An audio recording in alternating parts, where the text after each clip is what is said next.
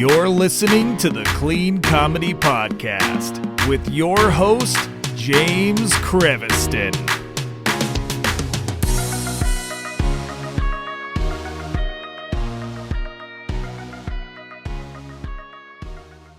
Hey everybody, welcome to the Clean Comedy Podcast. It's James, and today I have a great guest. I got to work with this guy as I was hosting JR's Comedy Club out in Valencia, which I learned is also Santa Clarita, which is also like 18 other different cities apparently in one place.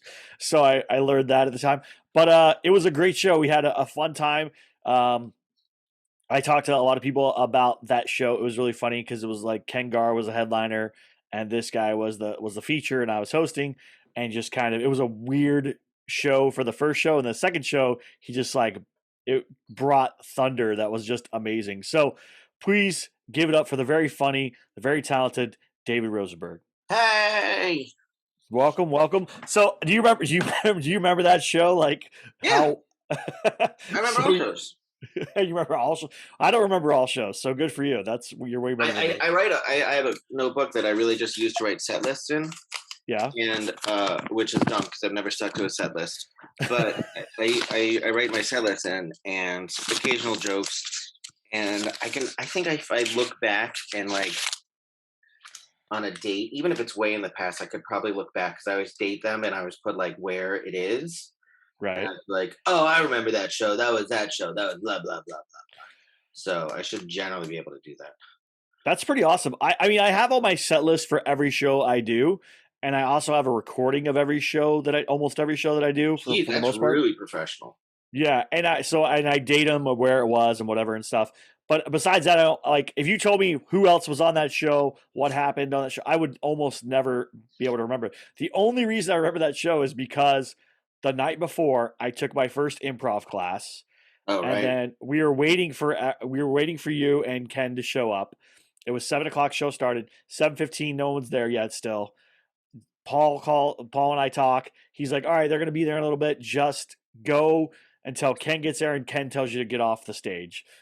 Because you, I guess, went to the other JR's Comedy Club. Yeah, I right? went to the other JR's. I was so ashamed because like stand up, you have like 2 jobs, right? Like just show up and don't get the show canceled, right? Like that's it. Those are your 2 basic jobs.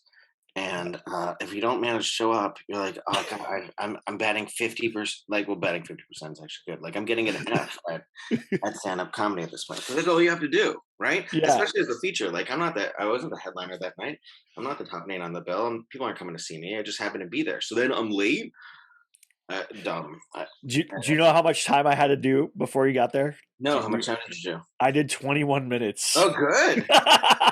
of just riffing, like because I didn't know how long it was gonna be. Right. I didn't want to like do a set and then like, you know how like when you're at the end of a set, like you've like led yourself into that last joke, and then now if you have to keep going, it's like, what do you do? Yeah. So I was like, I'm just gonna riff and improv with these people, and I did, and it was great. Actually, like 2 bits came out of that. Oh, that's riffing. good. So I was like, yeah, this is great.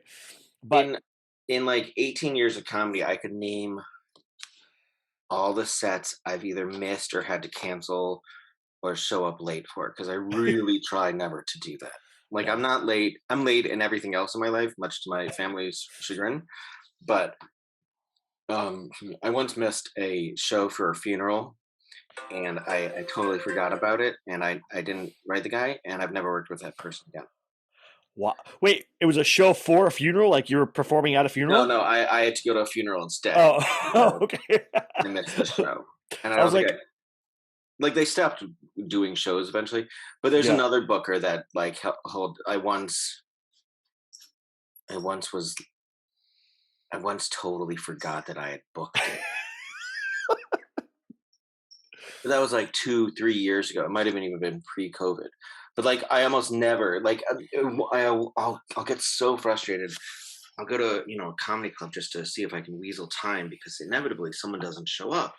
Yeah. And I find that just like the one thing you're told you need in stand-up comedy is stage time. You need stage time. That's all you need.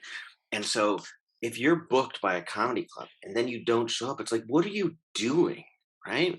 Like, this is the bare minimum. This is all. The only way to get better at comedy is to do comedy.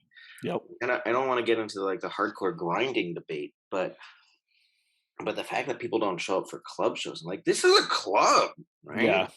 Open mic is different, right? Sometimes you get burned out on open mics because you feel like I'm going to the same place, or I'm going there, Yeah, and yeah, yeah, nobody's listening, nobody's paying attention. They're yeah, all in their own head, their own notes. I get that, but if you're booked on a show with paying customers and stuff, yeah, you got to be there. So, yeah. and I'm just messing with you because you murdered when you Oh, got thank you. there. You killed that show. You like brought it, and then the second show, you just murdered the room, and Thanks. I was like, wow. So I should have. Every time I don't tape, I regret it, and I didn't tape that. Well, the first show I definitely didn't tape because I was showing up late, right? right. And then the second one, I because that room can sometimes be more difficult for me because everyone's often so old, right? So they're so old and they're so old and white, and that is not my ideal demographic, right? Like 70-year-old blue hairs is not exactly where I excel. But they loved you. They loved you though. That It was, that crowd loved you. oh I yeah, they think were you fun. did like a lot of Jewish jokes, and I think that somehow resonated with them a little Those bit. some of those people came to see me the next week. Really? Yeah, they came to see me the next week and they bought shirts. So it was great. Yeah, you're amazing. I mean, if you guys haven't seen David's stuff, go look at his Instagram and watch some of his stuff. But he destroyed this room on the second show, and Oh, thank you. I was like, man, he's hilarious. And then we talked between shows and talked at while the headliner was on and stuff. And literally, I was just impressed by how much you've done. I mean, you're like 13 years or so of 18. comedy, 18 years. I'm So impressed by how much I haven't done in 18 years of no comedy. way, man. Netflix, iHeartRadio, SiriusXM, all like San Francisco Comedy Fest, like World Series of Comedy. World Series of Comedy is a big deal, dude. Like that's Yeah, I big. did it a couple years ago. I stopped. It's a good festival and competition, and it can really help your career out. I stopped a couple years ago. I did the San Francisco. I used to do iHeartRadio a bunch. They would call me, and I'd have to do some radio show in like New Jersey, and I would be acting on the radio show, and that was an odd moment. I did Playboy Radio once. I don't even remember who, but it was one of those things like they interviewed me, and it was I don't remember who set it up. All I remember, like filming it, not filming it, like calling from my car in Nowheresville, Central Los Angeles. Like, "Oh, I guess I talk to Playboy Radio now. Well, that's a weird moment in check list. That's a weird moment on my checklist." Yeah, So, it's good. um, So where did you start stand up? How did you get started in stand up? Like, let's talk about your origin story I there. did 2 open mics in college, and I bombed horribly. No, I did well when I was 20. Uh, at an open mic in Boston, and then I bombed horribly when I was 21 at an open mic in Boston. And then I tried to be a real person, and then I moved to Los Angeles when I was 26.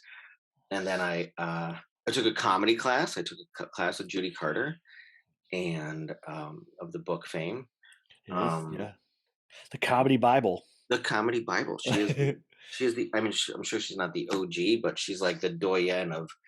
Everyone uses that book, right? Yeah, yeah. And then I felt so. I'll always be embarrassed by this. I took the class, and then we had our graduation show at the Improv, and you got a physical VHS cassette, right? And I remember asking my friend who was a professional college comedian at the time. I was like, "Okay, this is great. Now, do I send this off to bookers?"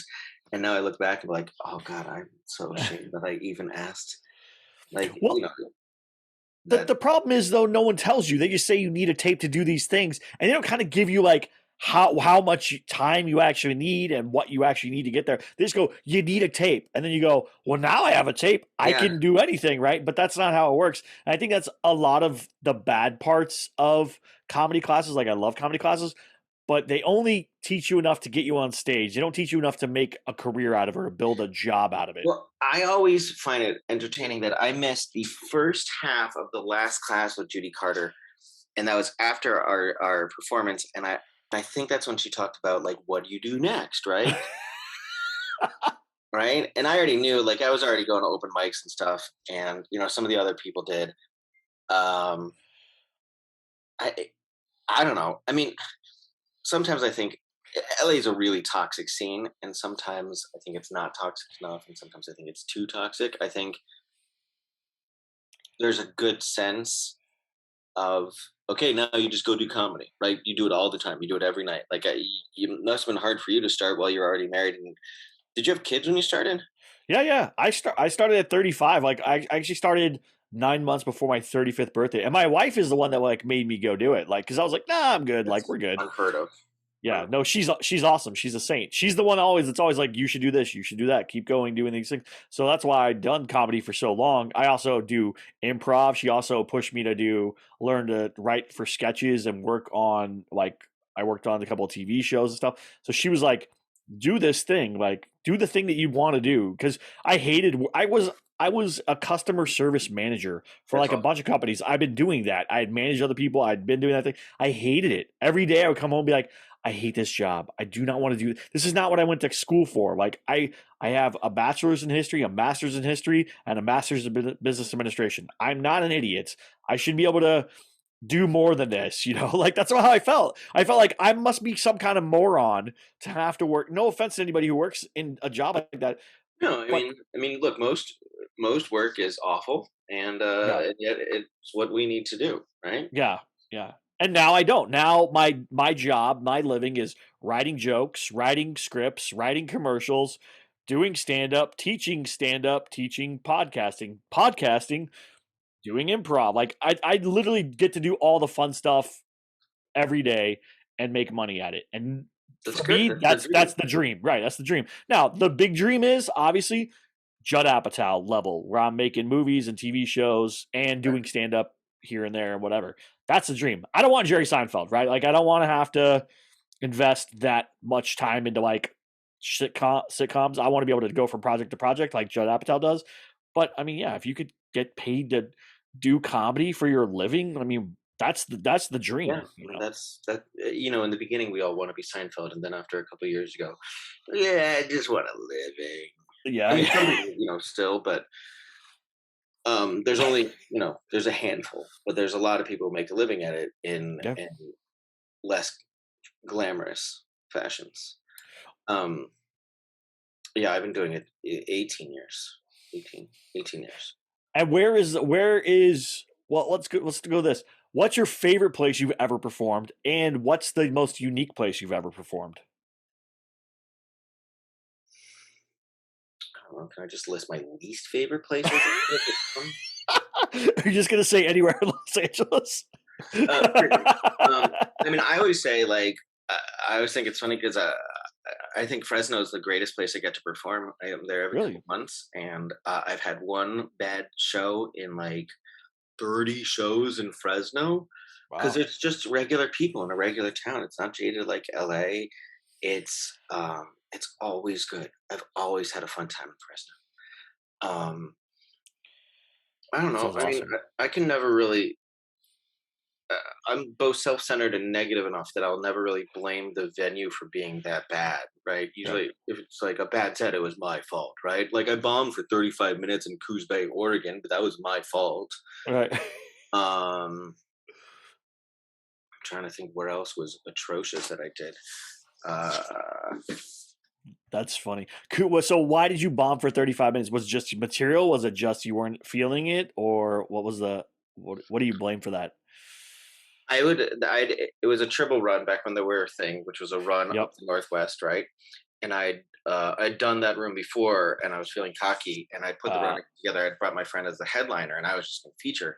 I had never headlined before, and I was like, I'm gonna go long, so you don't have to do all your time. I'm gonna go long. And so for 35 minutes, I bombed to the point that people were giving me like rude hand gestures, and yeah, and I felt so bad. I think that was just one of those. I was probably 6 years in. I think it was one of those like comedy's just a con game. It's just confidence. Yeah. And then once I lost, especially back then, that once you lose confidence in a set, it's really hard to get it back. Right? It's once you feel yourself falling, it's really easy when you're newer to just keep falling, right? As well to climb back up. I think that's what it was. I don't know. That was a long time ago. I mean, I have a lot of bombs that I did a banquet hall in Whittier. Okay. I did a banquet hall in Whittier a bunch of years ago that I bombed at. It was enormous.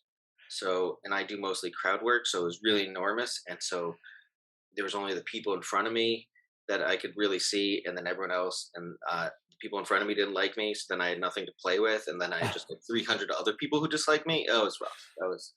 That was a rough night. But I don't think I would ever say like this. That was the worst place I ever played. I remember one open mic / book thing when I first started out. It was like you at the end of a bar, and then the bar went off that way, and right in front of you, like 4 feet away, was a mirror, right?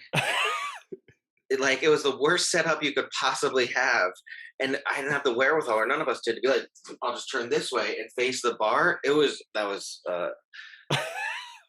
dumb, but I don't know. I've never said no to a show, or almost never said no to a show, so it's kind of what you go through. And have you done anything outside of the U.S.? Have you ever done like shows outside of the U.S.? It doesn't really count. I've done Hawaii a couple times. I mean, it doesn't count as as outside of the U.S., but right. Yeah, but I've been to Hawaii a bunch of times, bunch of times, I guess, to do comedy. And that's the only. I'm supposed to go to Mexico in December. Really? Do a run to Mexico. I think I'm doing 3 days as opposed to 10. I'm excited because someone like 10 years ago tipped me pesos at a show in San Diego. And I've always held on there in my wallet, like 4 wallets later. It's probably like 10 years. I've held on to them so that I can finally spend my pesos. I don't even talk to the booker anymore, but I'm gonna spend those pesos. That's awesome. That's actually pretty awesome. I would love to do that. My goal, I want to be able to go to Australia because I know some people in Australia, and I know that it would go pretty well there. And then I would like to probably go do like the UK or the Edinburgh festival and stuff like that. So yeah, I don't really need to do Edinburgh because it's so much producing and hassle and getting people into your show. I don't need that. Like, I don't like doing that in the US. I don't want it in my town. I don't have to organize that from here to 10 time zones away or whatever it is. Next. Yeah. No, it sounds like a good time. Like just to do it once, dude, just to try it and stuff like that. People love it. You do it once, you get. I've seen people get better because you're doing like 60 minutes a night for 30 days. You're doing way more time than most people when they do that are even used to doing. So you're leveling up, but it also, it almost kills you. Yeah. Right?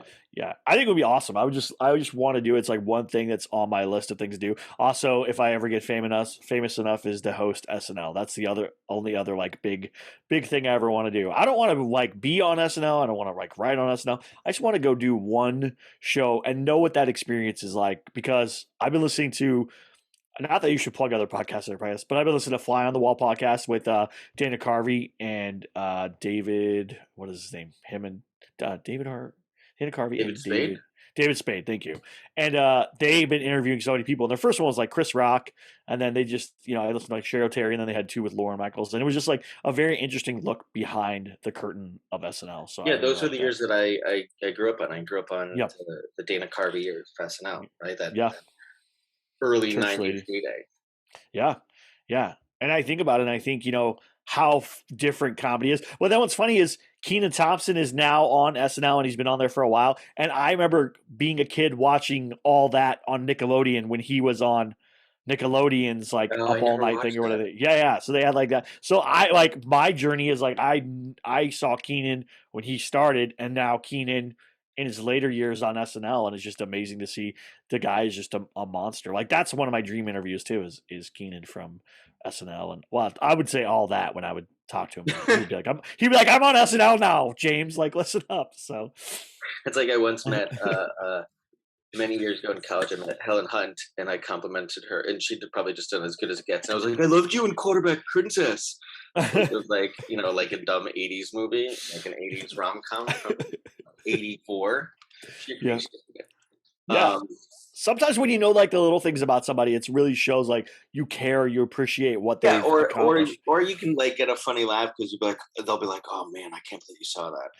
Um, I mean, I actually never. I've generally done a hands off in my time in LA of like uh, the only comic I ever really would have wanted to meet would have been Robin Williams because that's who I really grew Yeah. up idolizing, and then he passed away. And then I would like to meet Bobcat because I also watched him when I was like 8. Right, that's Yeah. it. That's about it. Right. Yeah. Um, I love Bobcat, and I'm sad that I've never done a show with him because he goes in and out of like doing a lot of Yeah. stand up, and then he directs a lot now. So that's about it. That's pretty awesome. That would be a good one. I'd like to meet Jerry Seinfeld and Chris Rock. Those are like the two people that have like really influenced me. Probably Steve Martin too. If I had the opportunity, Steve Martin would be awesome for me to meet. But other than that, it's like I've met a ton of comedians and been like really grateful, thankful for their time. Like I met Joe Rogan like 3 different times, and like one of them was at a Rite Aid. Like it was like super random, I mean, super random. that is in Los Angeles, right? You never. Right. You don't meet Tom Cruise, but I have John Cryer's frisbee for the past 18 years. Right. You could play in the frisbee game I played in. So I remember someone tried to give him a script one time, and it was just a sense of like, no, you don't do that here. Like you can talk shop, but not like really like press hard. No. But yeah, we still have his frisbee. That's awesome. So what is it, like, if you had to go back in time and start comedy over, like you had to start over from scratch, what would be like the biggest piece of advice you'd go back and give yourself? I think I told you I have a lot of things of what not to do. I was told, don't show yourself until you're ready. Like, right, the worst thing you can do is showcase at like a club and bomb when you're too new. I think I took that way too much to heart, and so I think also hiding for too long is detrimental. I've seen some people get really good going I think if you're a straight white dude or now a black dude or a lady even, the best incubator of comics in LA these days is the store. It wasn't for a long time. For the long time, I would guess it was pretty toxic. But yeah, if you're a 24-year-old dude or whatever and you want to do comedy, go work at the comedy store.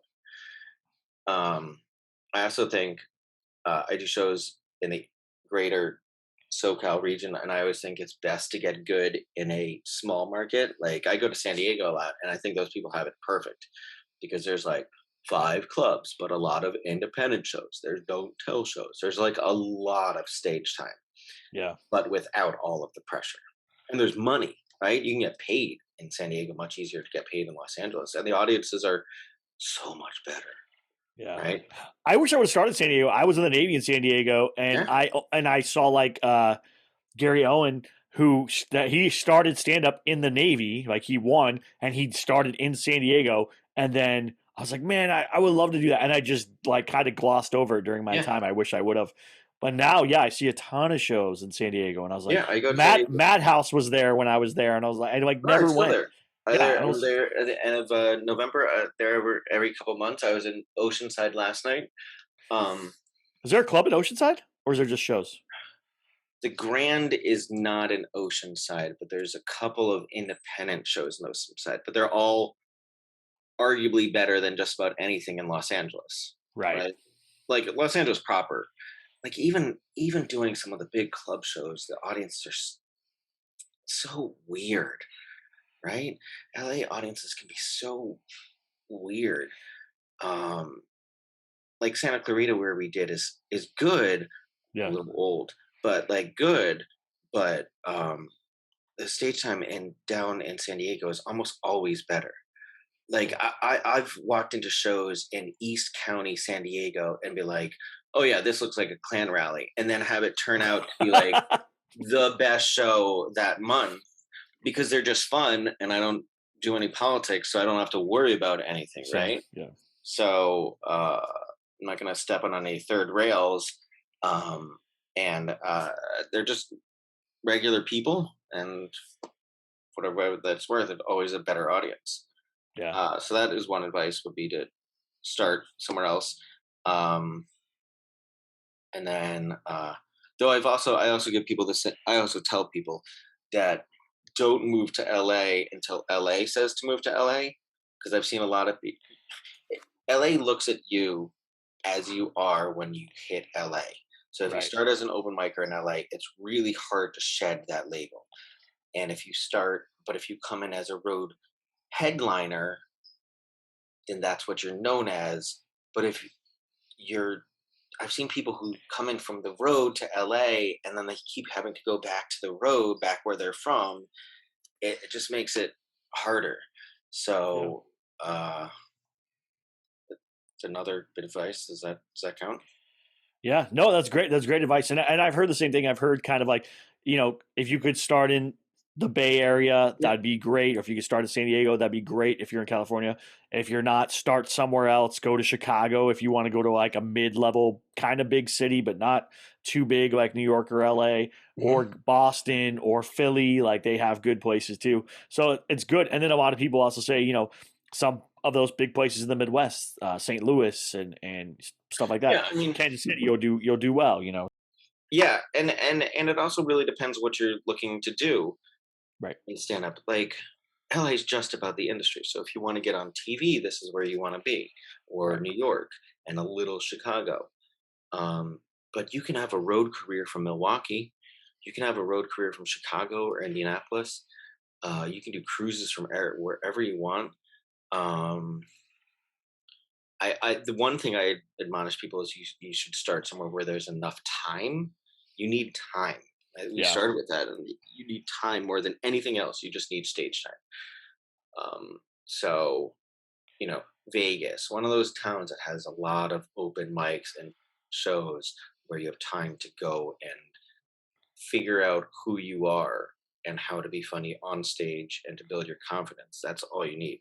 And like Yeah. I go to Fresno and I have friends and some of them like a guy wrote me and he was like, what do you think about blah blah blah? And I was like, you got to go to San Diego or San Francisco. Yeah. Choose one of those two. They're the closest, smaller markets because you're not going to get enough time in a smaller place to get really good Yeah. unless Yeah. you really hustle and you're also creating your own stuff. You can get good in San Diego without ever creating your own show, right? Yeah. So That's awesome. Well, now that you've done it for so long, what is your goal? What is the big thing that you want? What do you want to do? Like, what if someone came to you and said, "Of Magic Fairy," let's say, came and said, "David, I can give you the one thing that you want. What's the one thing that you want to accomplish in your career next?" well, for years I'd aimed to be a warm-up guy because as a person who does a lot of crowd work, that seemed like a good venue. But Yeah. that has changed drastically with the demise of sitcoms. Yep. They really make very few multicams now, and there's not as much smaller talky shows. There's no at midnight. E isn't producing a lot of live shows as they used to, right? Yep. There are a lot of comedians live shows, and that has largely stopped. It'll probably come back in some way, shape, or form because everything Hollywood's Cyclical. very cyclical. Yep. Now with a family, I've tried to transition into writing. I'd really like to maybe sell one of my cartoons or work on someone else's and just do that and then just do stand up whenever I wanted and someone wanted me to. Like I Yeah. love driving to Fresno, but I probably would do it less. Yeah. Uh, That's a good one. So you would like to do like animation? Animation is your dream thing? I mean now, yeah. Because I'd be around and I'd be around for my kids and the wife and I'd be funny. I mean, uh yeah, that would be ideal. And it's not you I love stand up. I don't think anything beats it, but I'll see guys with like serious road careers and on the one hand I'll be jealous of how much they're on the road and the other hand I'm like you don't see anyone like that's a Yeah. stand up is a very lonely pursuit. It's a single man's or single woman's pursuit. And once you have a family, it makes it much harder to be like, okay, I'm gonna, I'm gonna be in Western Kentucky, and then I'm gonna be in Central Kentucky, and then I'm gonna be in Eastern Tennessee, and you can string it together and you sell your merch, you can make good money, but you're basically living out of a car or airports. Yeah. Yeah. I agree with that. That's why I like to be able to, that I can keep my freelance writing stuff and do all the other things that I do the podcast. I'm hoping that when my kids when they're out of high school and go to college, that'll be a time where I can go, my wife and I can get an RV and just, that's how I do stand up, is I just travel from place to place to place and do my stuff. And then we're hanging out still. We still get to hang out. We still get to do whatever and live an awesome life, see America, go to all the baseball stadiums. That's like on my bucket list. Really? I want to go to every single baseball stadium in the United States and watch a game. That's like, I know it's a stupid, weird goal, but like, no, it's I love baseball. It's like an older dad goal. Like I guess I'm an old dad. I guess I know a friend's dads who did that. Like, I don't know. I've been to a bunch. I'm gonna get a hot dog wherever I go, so I'd be okay with it just because Dodger dogs are gross. They're the grossest hot dogs I've ever had. I don't care if no one respects me in Los Angeles for saying that they're disgusting hot dogs. Well, okay, so now it depends on whether you get the boiled one or the grilled one. So if you get a grilled, I can't believe grilling would even make it that much better. It does make it better. I promise. The only way it was good is when they used to serve them as corn dogs, and then you're basically eating the corny stuff, and you don't notice how bad the hot dog is. But I don't even see that anymore. And also, there's a new vendor. So Dodger dogs are not made by the old vendor anymore. It's made by a new vendor. Dodger dogs used to be. They were in Johnsonville. They were somewhere. Yeah. They're like Oscar Farmer John's. They're Farmer John's. They're the worst of the hot dogs. But that's what Dodger dogs is. But so then they discontinued with Farmer John. But they found a new vendor who promised to make it just like. So it's like, you got a new vendor to make bad hot dogs? That doesn't make any sense. This one needs to be a bet for you, like about Dodger dogs, because that's something that people I go do it in Los Angeles, and people would beat me up afterward. And then do it in San Francisco. I never really cared for Vin Scully as well, and then I'd never perform in this town again. I don't know if you make it out of the venue at that point. If you just start going up Vin Scully, I don't know how far you're gonna make it. You guys just like him because he was there for 70 years. Well, his voice is like soothing when you're listening to baseball. Like, it is soothing. It's not as bad as that awful guy in New York who came up with A-rods or A-bombs for A-rods. And like, there's been like books written about how annoying it is, but it's made him a knowable. Of course, I don't remember his name. Right. That's so funny. I mean, listen, I know plenty of people who are not big fans of Dodger dogs. I 100% get it. I love hot dogs. Same. I'm also not a big hot dog guy either, but going to a Dodger game is just part of like what you do. You know what I'm saying? Yeah. So it's good. It's like when you go to, like, I went to the Cubs stadium before they put in lighting. So they used to only be able to do day games. Yeah, I remember that. So I went the season before because they were announcing they were going to put in lights and stuff. And it was like being in the 1950s watching baseball and then just eating Chicago pizza and Chicago dogs and stuff. It was just like a great time. Like, it was awesome. I like a Chicago dog. It's fine. I also had Chicago deep dish, and I was like, "This is lasagna. It's fine." Well, have you had Detroit pizza? Detroit pizza is like a good combination. You guys talk about Detroit pizza. Detroit pizza is just like lunch, like school lunch pizza. It's just a sheet pan pizza. Oh, wow. I'm going to bring you out to where I live, and we'll have Detroit where I live. It's good. It's really good. Fantastic. I'm so excited to have the pizza of like a third grade elementary school in Encino. My family, my wife and kids are really, you're just going to bring me into like the local Agora Hills junior high. My family is very snooty about pizza.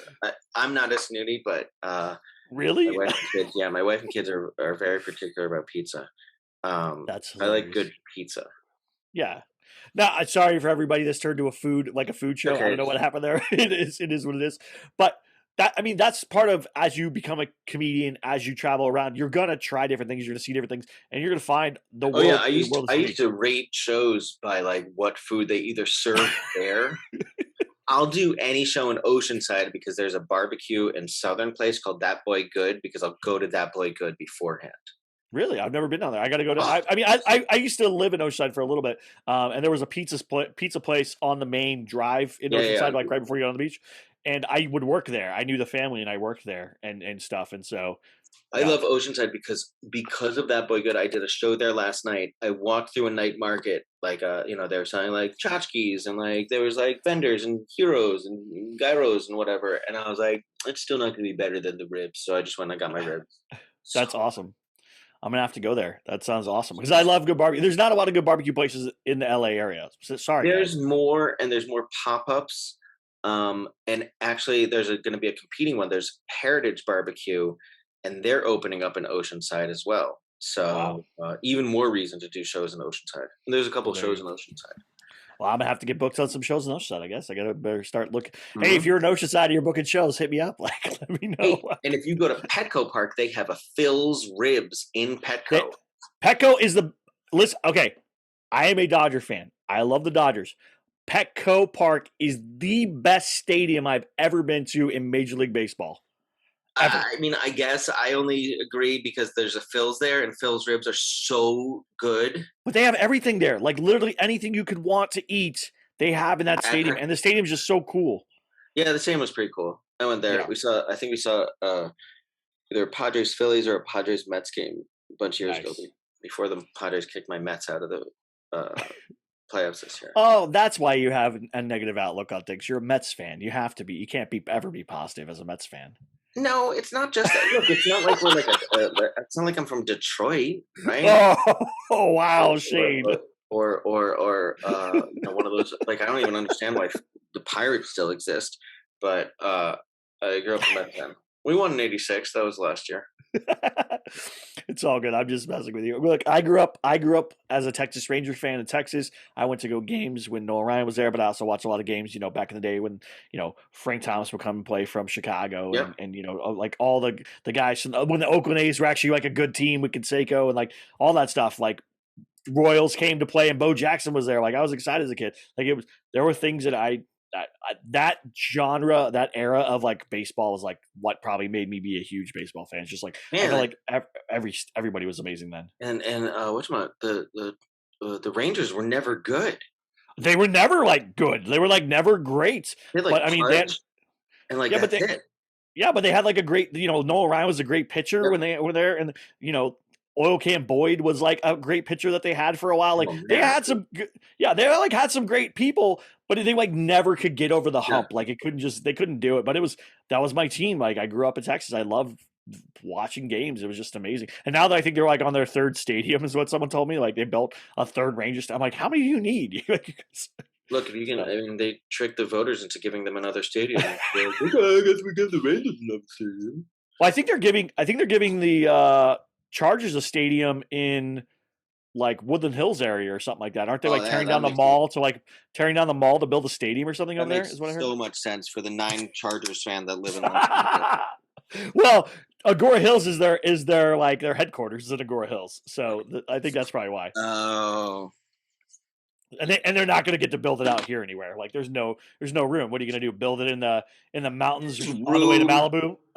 We were in downtown LA the other day, and it was there's all sorts of empty, weird space and like leftover, mills from the 1930s or whatever, right? That are now either lofts or like high-end Italian restaurants. Like they could tear. Like you drive on the 5 or the 10, and you look over, and you're like, "What is all that empty? Just shipping containers, as far as the eye can see." That's true. Well, David, what would you like to leave people with? What would you like to talk about? Enough about comedy? Do you need to know more about comedy? We talked about everything. There was a lot. It was good. I enjoyed it. Well, do you have something in comedy that you want to talk about? Something that like is like your passion in comedy? No. Oh, what is your favorite animated series? Because you said you love animation. You want to do animation stuff. What's your favorite animated series? That's a good one. So I like that. I watch a lot. I watch kids and adult animation. Same. Every year they come out with the accepted list of like accepted scripts for you should spec, and some of them I'll be too intimidated, right? I wrote a Bob's Burgers, because Bob's Burgers is very positively formulaic. And the characters are very well defined, so you know what they're gonna do, right? Right. And whatchamacallit. It was Big City Greens. It's a kids show. It's Yeah. really good. It's also very formulaic, but very the characters are very well defined. Both of them actually are kind of positive. Um, I like both of those, but like some of the other shows, like it was like you could write a Rick and Morty, and it was like it's way above my like pay grade as far as like I love Rick and Morty, Agreed. but it's so complex and it has so much emotional heft, right? Yeah. There's so much at stake. There's so much going on with that family. Um, I watch Solar Opposites too. I grew up on The Simpsons and Ren Yeah. and Stimpy. I was never a huge Beavis and Butthead fan. I am a huge Beavis and Butthead fan. Like I do the voices and stuff. And I've always wanted to like get Mike Judge to like talk to Mike Judge because he like ultimately changed my entire life with like how I viewed what comedy could be because Right? I'd never seen comedy like that in my life. Frog Yeah, I Baseball, mean, I watched Frog Baseball in my grandma worked at JC Penney's. They had like a break room. I watched Frog Baseball on this like little TV in the corner and I was like dying laughing. Like I can't believe somebody was able to make this. Like they yeah. let somebody put this on TV. Are you kidding me? I actually fell into being like in group situations. I'll often end up being like Beavis. Um, uh, just like this ridiculous wild card. Beavis is like he's the same persona as Shake, Master Shake. Yes. On Aqua Teen. I love Aqua Teen. Do they make them anymore? Do they make Aqua Teen No, anymore? they Yeah, I was discontinued. gonna say. I used to love that show. We used to watch I that show. love that show. And then I think I read something about it, and they were like, we'd write a script, and the actors would come in, and they would just riff on it, and so then we would just animate that. Because if you watch that show, it mostly throws narrative out the window, right? Yeah. Where you're supposed to do a circle, right? At the beginning, you're supposed to go from the beginning and you end up in the beginning again. Nothing. Like you'll be like, No. what happened to that plot line? Not done. Yeah. I loved that show. Aqua Teen was the best. Yeah. There's not a lot of shows that are like that anymore. I would love to write for The Simpsons. I'm not of the right caliber of writer. You have to be from Harvard, be part of the Harvard Lampoon. I'm not even close. And No, that's true. but I would love to do that. The Simpsons would be awesome. But Mike Judge, like, could literally change. I could do Hank Hill. I do all the voices because that guy inspired me so much. I'll be like, hey, what's going on out here? That's good. Yeah, you want to buy some propane and propane accessories? That's good. Yeah.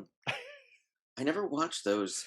Those weren't my jam. I watched Family Guy for a long time. Yeah. I only watch that every now and then. Family Guy, every now and then I'll watch it. I really liked Family Guy. I really liked Futurama was my jam. Futurama was probably the best, and sad that it just did not keep going because I think, no offense, I love The Simpsons, but I think Futurama was like the next step up from that. There was so much that they could do and did do with it that was just like so good. Yeah, I still watch South Park, and it's also on the accepted list. And you're like, first of all, I couldn't write it because they do it something that happened last week in the news, right? Yeah, exactly. And then second of all, the way they weave together plot lines is so impressive, but also their characters are so well put together. Yeah. And so to use the cliche, in some of those shows, they really write themselves, some of the characters, right? Yeah. You know what Randy's going to say, right? You know what? That's the same thing on Bob's Burgers. You know what someone is going to say or what types of things they say. Yeah. And that's the key. That's the key to a good animated series or a good sitcom or anything is like if you know what the characters are gonna believe or gonna do, then you have a good way out of it. Like the script that got me some attention and got me a web series to write on was a Brooklyn Nine-Nine spec script. I wrote that script because I knew all the characters. I knew I'd watched enough of the show. I knew what every character was gonna do, how they would behave in those situations, how it would go. Yeah, and it was like okay, I could do it. You throw a rat into the middle of the room and you know how everyone in the room is going to respond to this dead rat being in the room. Exactly. There was another one on the list and I watched a couple and I was like, I don't understand why this is on the accepted list because people aren't that well defined. Right? Do you know what show it was? I don't want to say. It's discontinued. Oh, okay. Yeah. But, so Do you have like an animated like script that you wrote, like a pilot or something like that you wrote Yeah, I have for a like? bunch. I have a sitcom pilot, not sitcom, but like a 22-minute, and I have Yeah. a bunch of 11 minutes and a bunch that are quicker. I don't have anything because now it's shifted and so much of it is online, right? Yeah. And so much is on like TikTok or Instagram, and they're like 29 seconds or Yeah. 37 seconds, and that's like a different. It's still the same, but it's still a much quicker animal, Yeah. right? Yeah. I don't have one of those, which is what I really should do next. That 'Cause I is. have, Yeah. like, And I you have, can like, get someone to animate it and make something out of it too if you wanted to, you know. I don't. I mean, I tried to get. I really should have pushed harder to get boards a bunch of years ago made of one of my scripts, so I could Right. because execs don't want to read a script; they just want to look at boards, right? Yeah. I should have, but I didn't. But oh well. So there you go. There your goal is animation. So if you guys Mhm. want to have animation, you need someone to write. David's there. He's got scripts. There's So lots of scripts to show you. there you Some go. of them I'm even proud of a little. That's how you got to be. Well, David, thank you for being on the podcast. Is there anything else you want to promote? Anything you want to shout out your social? Shout out where people can find you. Oh and yeah, stuff you as can well. find me on social media on TikTok. So I love guinea pigs because they're the best things in the world. So on Instagram, I'm at Rosie Pigs, ROSIEPIGS, and that's also my Twitter handle. But Twitter I use just to troll conservative celebrities, so don't check out my Twitter. It doesn't do them any good. It's just like releasing anger. And on TikTok, a pug named Rosie and her guinea pig friends had Rosie Pigs. So on there, I'm Rosie Piggies. Oh, okay. And I'll put a link to your website and everything in Okay. the show notes as Oh well. yeah, So and I that have a you have website it. too. So there you go. And yeah, that one's davidrosenbergcomedy.com. So if you guys That's want it. to go together, but it'll be in the show notes as well. So Okay, thank you great. so much, David. Thanks for being on the podcast. Thank you everybody for listening. Have a good one. We'll talk to you soon. Bye.